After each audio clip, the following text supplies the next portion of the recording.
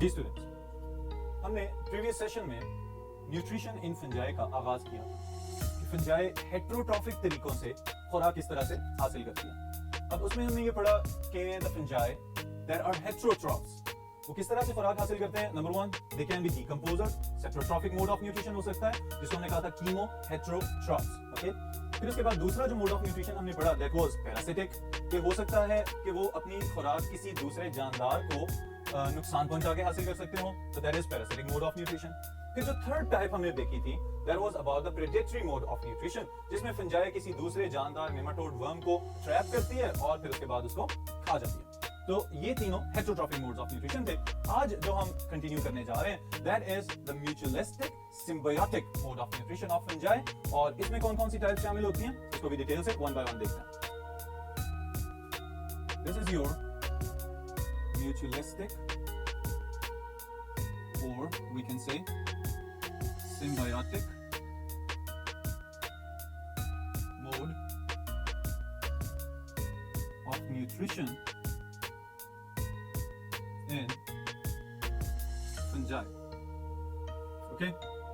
अब स्टूडेंट्स दो अल्फाज यहां पे लिखे गए हैं, पहले वाला म्यूचुअलिस्टिक और दूसरा सिम्बायोटिक। ओके, इन दोनों को अगर हम डिफाइन करना चाहें तो हम इसको डिफाइन करते हैं in the statement the association between two living organisms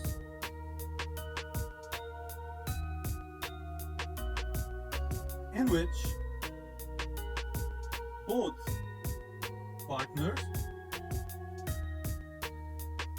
benefits one another. Okay, कोई भी इस तरह की पार्टनरशिप, कोई भी इस तरह का एसोसिएशन जहां पे दो मुख्तलिफ इकसाम के जानदार, उनके मोड्स ऑफ न्यूट्रिशन डिफरेंट हो सकते हैं लेकिन वो रहेंगे एक ही जगह पे और एक साथ। फिर क्या होगा कि दोनों एक दूसरे को बाहम फायदा पहुंचाने की कोशिश करें, तो इसको हम कहते हैं दिस इज म्यूचुअलिज्म या mutualistic mode of nutrition. Alright students, तो फंजाई के अंदर कौन कौन से मोड्स ऑफ न्यूट्रिशन पाए जाते हैं जिनको हम म्यूचुअलिज्म के साथ कंपेयर कर सकते हैं या उनको सिम्बायोटिक मोड ऑफ न्यूट्रिशन कह सकते हैं। इसके लिए the first one is lichens.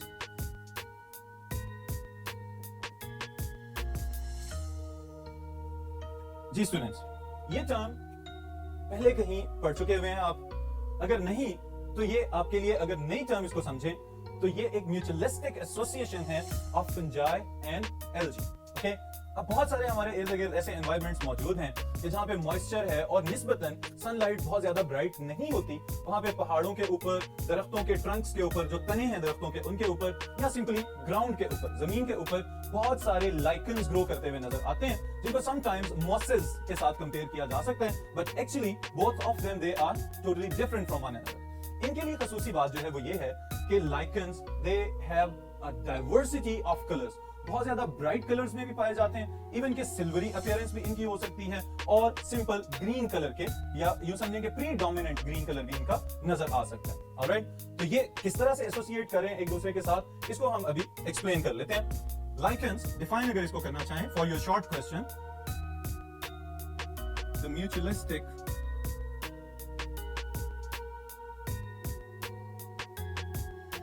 symbiotic association between fungi and algae in which one is heterotrophic, that is fungi, and the other is autotroph, that is algae. Alright students, ये इन दोनों का mutualistic association है जिसमें से एक heterotrophic partner that is fungi itself और दूसरा photo autotroph है जो कि एल्गी है, रोशनी की मदद से कार्बन डाइऑक्साइड और वाटर को फोटोसिंथेसिस के अमल में लेके जाएंगे और फिर उसकी मदद से बहुत सारे कार्बोहाइड्रेट्स बनाएंगे। दोनों एक दूसरे को फायदा पहुंचा रहे हैं। किस किस तरह से ये एक दूसरे को बेनिफिट दे सकते हैं इसको हम फर्दर थोड़ा सा और अगर एक्सप्लेन करें तो हम इन दोनों को, फंजाई क्या कर रही है और इसके साथ ही साथ एल्गी यहाँ पे क्या रोल प्ले कर रही है, इन दोनों को हम बारी बारी देखते हैं अभी। The first one is fungi and lichens. ये क्या रोल प्ले कर रहे हैं? Alright students, so number 1, fungi provides protection from strong sunlight and desiccation. Fungus अपने एल्गल पार्टनर को, जो कंपैरेटिवली थोड़ा सेंसिटिव है, बहुत ज्यादा स्ट्रॉन्ग लाइट से भी बचाती है और साथ ही साथ डेजिकेट होने से यानी खुश्क हो जाने से भी बचाती है, कि ऐसा ना हो कि कहीं इसका पानी जो है वो निकल जाए, डिहाइड्रेट हो जाए एल्गा और उसके सेल्स जो है वो डेथ की तरफ चले जाए, क्योंकि दोनों का सिम्बायोटिक रिलेशनशिप है। तो फंगस अपने हिस्से के काम में एलजी को ज्यादा से ज्यादा प्रोटेक्ट करने की कोशिश करेगी ताकि अल्टीमेटली फंगस को खुद भी कोई ना कोई फायदा हासिल हो सके। Then we can say fungi increases surface area for absorption through rhizoids. All right, fungus क्या कर रही है कि ये अपने इर्द गिर्द एनवायरनमेंट में से वाटर और मिनरल्स को एब्सॉर्ब करके तो अपने एल्गल पार्टनर को रॉ मटेरियल्स प्रोवाइड करेगा ताकि एलजी बदले में खुराक बनाए और वो फंगस को दे दे। तो इस स्टेटमेंट को भी हम यहाँ पे नोट कर लेते हैं as a role played by the algal partner.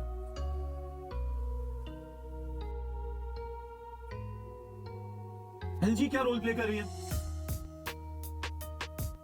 It prepares food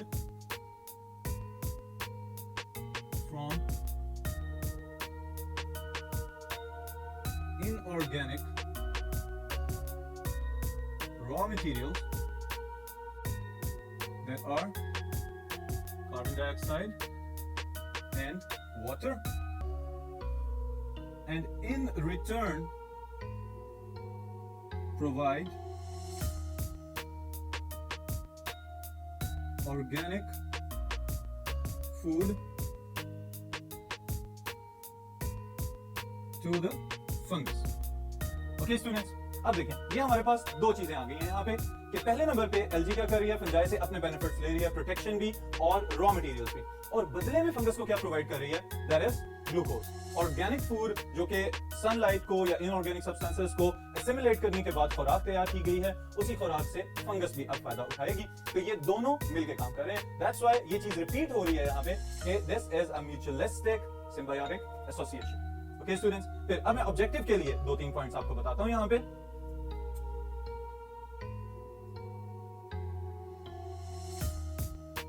fungal partners कौन कौन से हैं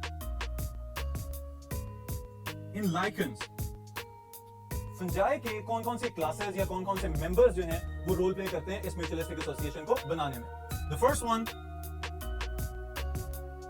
ascomycetes, second one imperfect fungi, there are deuteromycetes, and the third one, they are few members, or we can say few species of basidiomycetes. Alright students, कितनी species हैं कि इसके लिए यहां पे एक फिगर देखा जा सकता है, only 20 species out of 15,000 species of lichens. अब इस स्टेटमेंट को भी समझ लें कि अगर लाइकेंस की टोटल इकसाम मौजूद हैं तो उसमें से सिर्फ 20 ऐसी इकसाम हैं कि जहां पे बेसिडियोमाइसीट्स के मेंबर्स जो हैं वो कंट्रीब्यूट कर रहे हैं with the algal partner.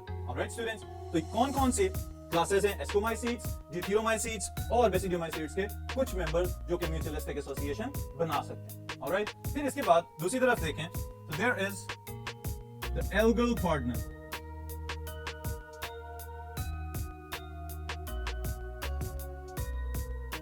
Algae कौन कौन सी इकसाम को म्यूचुअलिज्म में इस्तेमाल कर सकती है? तो obviously most of them are green algae, और दूसरा कौन हो सकता है जो इसके कंपैरेटिवली थोड़ा सा अगर नॉन न्यूक्लिएटेड है या प्रोकैरियोटिक है? दे आर साइनो बैक्टीरिया और ब्लू ग्रीन एल्गी। अब स्टूडेंट्स, अगर इसके स्ट्रक्चर को हम समझना चाहें तो हम ये कह सकते हैं कि जो एल्गल और फंगल पार्टनर्स हैं वो आपस में इंटरमिंगल हुए हुए हैं, वो आपस में एक दूसरे के इर्द गिर्द लिपटे हुए हैं। ऑलराइट, इसका स्ट्रक्चर देखने में किस तरह से नजर आता है? The fungal partner, the hyphae of the fungi, they are present on the upper surface and lower surface. इन्होंने ये प्रोटेक्टिव लेयर्स बना दी हैं। अब उसके दरमियान में कुछ लूजली पैक्ड हाइफे होते हैं, और अपर सरफेस के करीब हाइफे के अंदर जो एल्गल सेल्स हैं या उनके फिलामेंट्स हैं वो छोटे छोटे बॉल लाइक स्ट्रक्चर्स की फॉर्म में मौजूद होते हैं। फंजाई का काम वही जो अभी मैंने आपको एक्सप्लेन किया है, न्यूट्रिएंट्स प्रोवाइड करना और बदले में एल्गी से अपनी बनी बनाई खुराक को हासिल कर लेना। फिर यहाँ पे स्टूडेंट्स एक important term multiple choice question के लिए मैं बताने लगा हूं आपको, दैट इज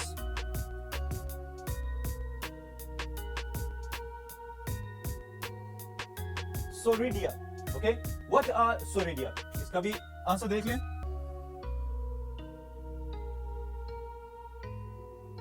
Asexually reproducing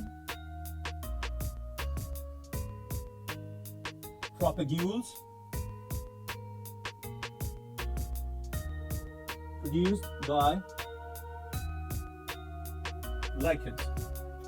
जी, अब इससे क्या मुराद है कि चूंकि lichen is a dual organism, एक फोटो ऑटोट्रॉफ और दूसरा कीमो हेटेरोट्रॉफ।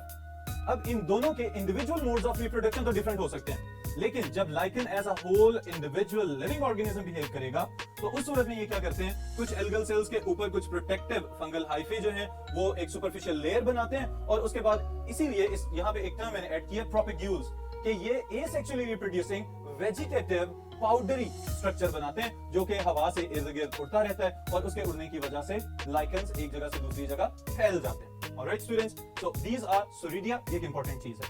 फिर नेक्स्ट अगर हम देखें तो that is about the structural morphological differences of different types of lichens.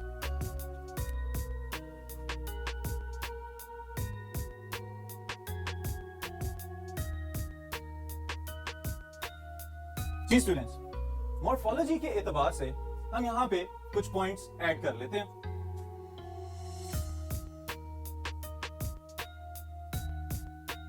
Lichens differ greatly on the basis of their growth forms,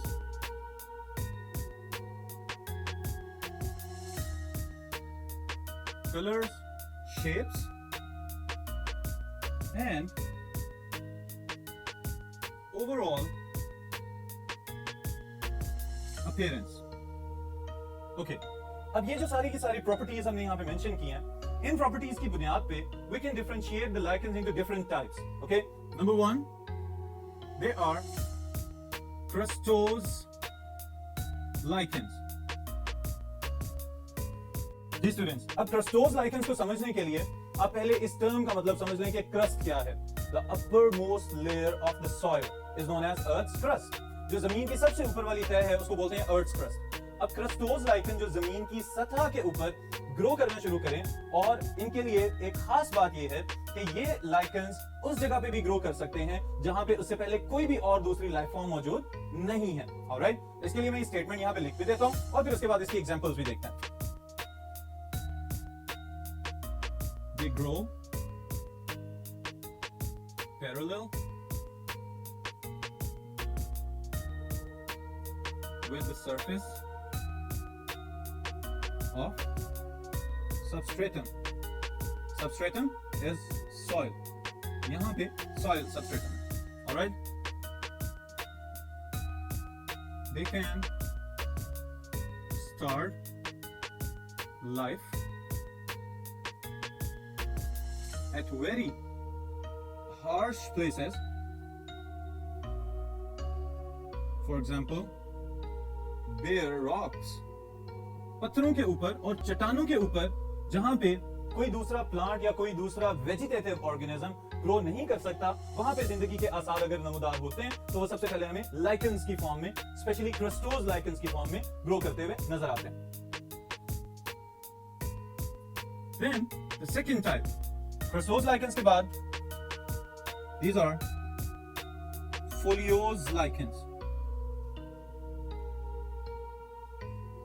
Foliose lichens को अब देखें, जो टर्म है foliose, it has been derived from the foliage. Foliage बोलते हैं leaves को, okay? तो ये याद रखने के लिए मैं आपको बता देता हूं. These foliose lichens are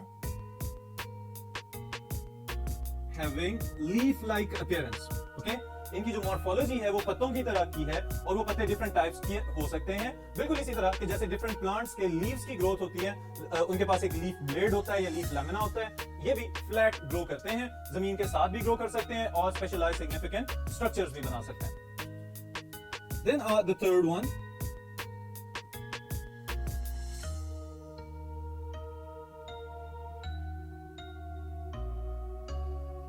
fruticose lichens, okay? Fruticose lichens को सिंपली हम कहते हैं these are the branched lichens.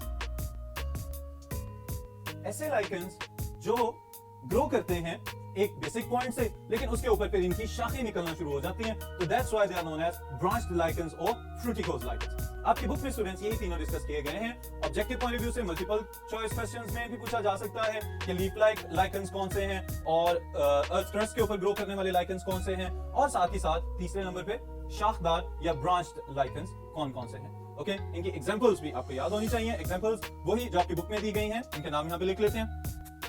Crustose lichens में Basidia और Lecaner.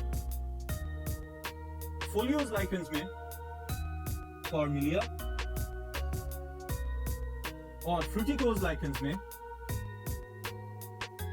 Ramalina. Alright students, these are the examples. Multiple choice questions के point of view से अहम है, इसलिए मैंने यहाँ पे mention कर दिया. Okay, then अगर हम एक आखिरी बात lichens के मुतालिक करें तो वो क्या है? लाइकेंस की ecological importance.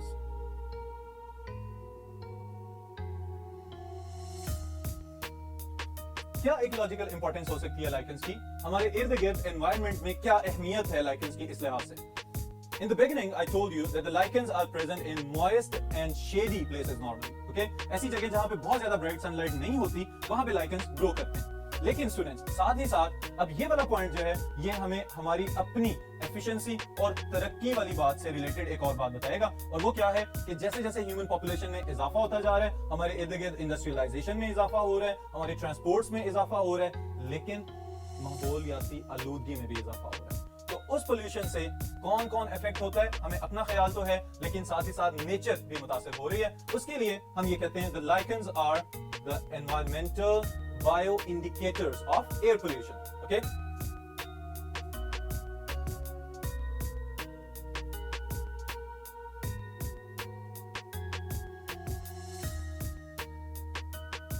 bio indicators of air pollution. Alright students, तो ये है इंपॉर्टेंस ऑफ लाइकेंस हमारे अपने एनवायरनमेंट के अंदर, और साथ ही साथ लाइकेंस बायो इंडिकेटर्स की तरह रोल प्ले कर रहे हैं. ये करते क्या है बेसिकली कि जहां पे पोल्यूशन बहुत ज्यादा हो जाए, वहां पे लाइकेंस आहिस्ता आहिस्ता आहिस्ता खत्म होना शुरू हो जाते हैं. तो इनके कलर्स चेंज होने से, इनकी पॉपुलेशन रिड्यूस होने से हमें इस बात का आइडिया हो जाता है कि यहाँ पे किसी एक स्पेसिफिक हैवी मेटल या किसी और पोल्यूटेंट गैस की क्वांटिटी बहुत ज्यादा हो रही है. तो इस वजह से लाइकेंस दे आर बायोलॉजिकल